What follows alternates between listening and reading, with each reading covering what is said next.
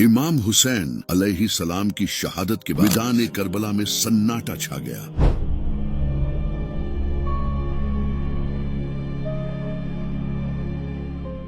हर तरफ खून, रेत और जले हुए खेमों की बू थी। अमर बिन साद और उसकी फौज ने न सिर्फ अहले बैत के जिस्मों को लूटा, बल्कि उन्हें बगैर दफन के तपती रेत पर छोड़ दिया। ये वो लम्हा था जब आसमान तक रो पड़ा। फरिश्ते भी उस जुल्म को देखकर कांप गए। इमाम हुसैन के खेमों को लूट लिया गया और जब उनके पास मौजूद सब सामान छीन लिया गया तो उन खेमों को आग लगा दी गई। वो खेमे जिनमें नबी सल्लल्लाहु अलैहि वसल्लम की बेटियां थीं, वो खेमे जिनमें बच्चे थे, बूढ़ी औरतें थीं, बीमार इमाम सज्जाद थे, उन सबको घसीट घसीट कर बाहर निकाला गया। रस्सियों में जकड़े हुए नंगे पांव, भूखे प्यासे इमाम हुसैन का पूरा खानदान पैदल कूफा की तरफ ले जाया गया और उनके सर मुबारक को नेज़े पर उठाकर लोगों के सामने घुमाया गया ताकि लोग डर जाएं, ताकि कोई और हक़ के लिए आवाज ना उठाए। जब ये काफिला कूफा पहुंचा तो उन्हें गलियों में घुमाया गया। लोगों को दिखाया गया कि देखो, जो यजीद के खिलाफ उठेगा उसका यही अंजाम होगा। लेकिन यजीद ये भूल गया था कि ये वो खानदान है जो झुकता नहीं, जो मर जाता है लेकिन हक से पीछे नहीं हटता। उबैदुल्लाह बिन जियाद के दरबार में जब इमाम हुसैन का सर लाया गया तो वो जालिम अपनी छड़ी से उस मुबारक चेहरे पर मारने लगा। वो चेहरा जो नबी सल्लल्लाहु अलैहि वसल्लम का हम शक्ल था। ये देखकर सहाबी हजरत अनस बिन मालिक खड़े हुए और बोले, मैंने हुसैन से ज्यादा नबी सल्लल्लाहु अलैहि वसल्लम का कोई हम शक्ल नहीं देखा। ये सुनकर पूरा दरबार खामोश हो गया। फिर वही काफिला, वही रस्सियों में जकड़ा हुआ अहले बैत कूफा से दमिश्क के दरबार में पेश किया गया। जब यजीद ने इमाम हुसैन के खानदान को देखा तो वह घमंड से बोला, मेरे सामने खड़े होने का अंजाम यही होता है।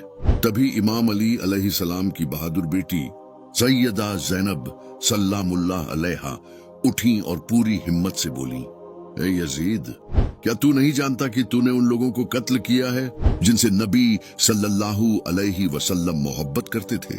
तू सोचता है कि हमें कत्ल करके तूने हमारी इज्जत मिटा दी? नहीं, तूने सिर्फ अपनी जिल्लत बढ़ाई है। सैयदा ज़ैनब की आवाज गूंज उठी, क्या यही तुम्हारा इंसाफ है कि तुम अपनी बेटियों को पर्दे में रखते हो और पैगंबर की बेटियों को बाजारों में फिराते हो? पूरा दरबार थर्रा उठा। यजीद का चेहरा उतर गया। लोगों ने कहा, ऐसा लगता है जैसे अली बात कर रहे हों। सैयदा ज़ैनब बोली, मैं अली की बेटी हूँ, वही अली जिसने गदीर खुम में नबी का झंडा उठाया था। मैं हुसैन की बहन हूँ, वही हुसैन जिसने इस्लाम के लिए जान दे दी। हमारी नस्ल को मिटाने की कोशिश मत कर। फिर इमाम सज्जाद उठे, वो जो बीमार थे लेकिन जिनका दिल ईमान से भरा था।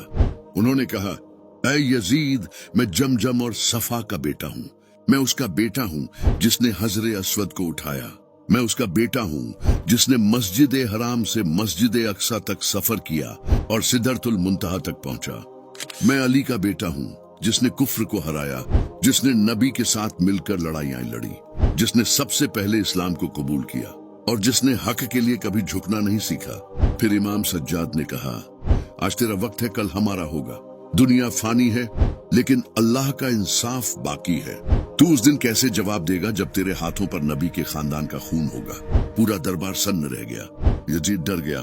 वो जो सोचता था कि अहले बैत को मिटा देगा, अब उनके एक एक लफ्ज से कांपने लगा। जब इमाम हुसैन की शहादत की खबर मदीना पहुंची तो शहर में सन्नाटा छा गया। हर आंख नम थी। लोगों ने यजीद की बैत तोड़ दी क्योंकि अब उन्हें यकीन हो गया था कि यह शख्स इस्लाम का दुश्मन है। यजीद गुस्से में जल उठा। उसने मदीना पर हमला करने का हुक्म दिया। एक बड़ा लश्कर रवाना किया गया जिसका सरदार था मुस्लिम बिन उकबा, एक ऐसा शख्स जो अपनी दरिंदगी के लिए मशहूर था। फौज मदीना के बाहर हर्रा नामी जगह पर पहुंची। अंसार यानी वो लोग जिन्होंने नबी सल्लल्लाहु अलैहि वसल्लम का साथ दिया था, अब एक बार फिर उठ खड़े हुए। तादाद कम थी, असलहा कम था, लेकिन ईमान बुलंद था। उन्होंने बहादुरी से जंग लड़ी लेकिन शहीद हो गए। फिर यजीदी फौज मदीना में दाखिल हुई और जो कुछ हुआ वो इस्लामी तारीख का सबसे काला दिन था। फौज ने घर घर लूट मचाई। मस्जिद ए नबी में घोड़े बांध दिए गए, वो मस्जिद जहां फरिश्ते भी अदब से आते थे। 3 दिन तक नमाज रोक दी गई। सैकड़ों लोगों को कत्ल किया गया। हजारों औरतों की इज्जत लूटी गई। नबी सल्लल्लाहु अलैहि वसल्लम ने फरमाया था, जिसने अहले मदीना को सताया उस पर अल्लाह की लानत है। ये वाकया इस बात की गवाही देता है कि यजीद का जुल्म किस हद तक पहुंच चुका था। मदीना के बाद यजीद ने अब मक्का का रुख किया।